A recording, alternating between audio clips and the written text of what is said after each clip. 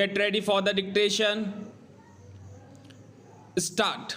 I am thankful to all the honorable members who have participated in the debate.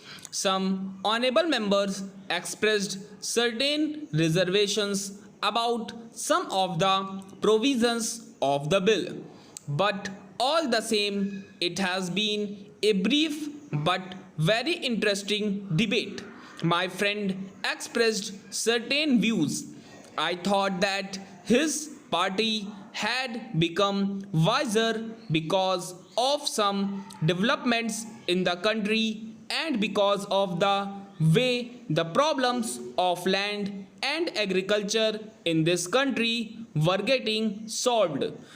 And my understanding was that party broadly agrees with the national guidelines on the sealing laws. Once I had some talk with his leader and I was told that the party broadly agrees with the land reforms legislation and guidelines, but opposite views I have heard just now from my honorable friend. Sir, these broad guidelines and the national sealing laws have been broadly accepted in this country as part of the land reforms, and there has been by and large a part of the land reforms, and there has been by and large a general consensus irrespective of party platforms.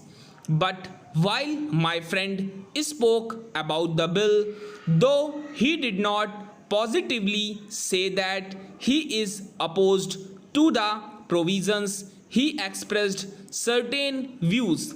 For instance, he thought there are certain contradictions involved in the government policies as far as land sealing laws are concerned. He asked, how is it that on the one hand the government is promoting mechanization and on the other hand the government wants to have farms of 8 hectares. Now I would like to tell my friend that as far as India is concerned, first of all, this is not a country where we can afford to have big farms.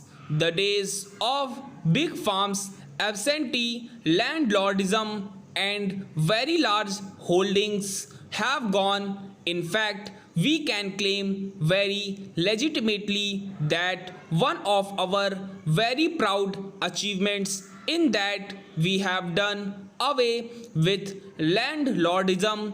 We have done away with big landlords and big estates. We want this country to be a country of small farmers, but there were certain persons, certain individuals, certain categories of persons who had in their possession very large holdings. I do not think they can have it now, but naturally, whatever may be the problems of agriculture in this country, we have tried to find solutions in its own background. We cannot follow the pattern of either the Soviet Union or America.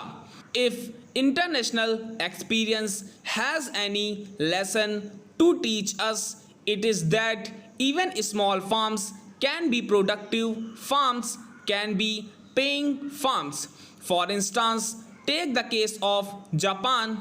My friend may be aware that the size of Japanese farms is less than the average size of our farm holdings, but even then they are highly mechanized and they use small tractors and power tillers. So there is no basic contradiction. On our scheme of things, we do not contemplate that every individual should own a tractor. In fact, what we are trying to help and support in this country is that tractors and power tillers should be available either through cooperative societies or through service centers or through agro industries corporations.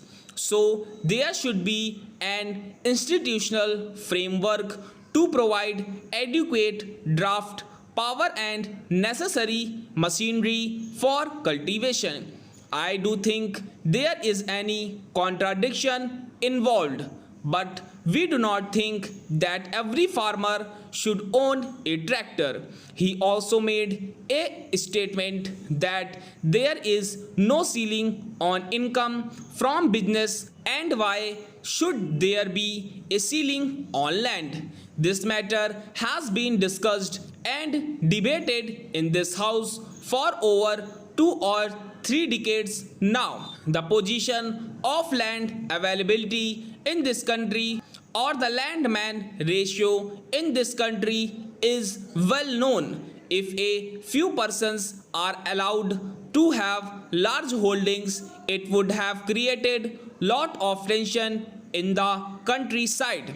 It is not therefore in the interests of the country, but I quite concede that it is not possible to distribute land in the rural areas on the basis of calculation of heads. This is the other extreme which we do not want.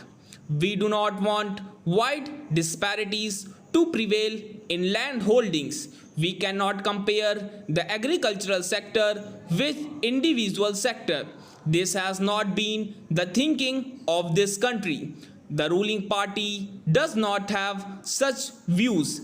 He made one point with which I broadly agree. He said that while allotting land, there should be some minimum. We have advised the state governments that whatever land is allotted to the scheduled caste and scheduled tribes or other landless persons should fulfill the minimum requirement in regard to the size so that they can make out a living from that land. But when the landless persons are so many and demands and pressure are so much, the state government will naturally have to compromise on that, thinking into consideration the local situation. So naturally they have to cut down the sizes of the lands whenever the people are more and land is not enough. I hope the people shall also compromise there. Stop.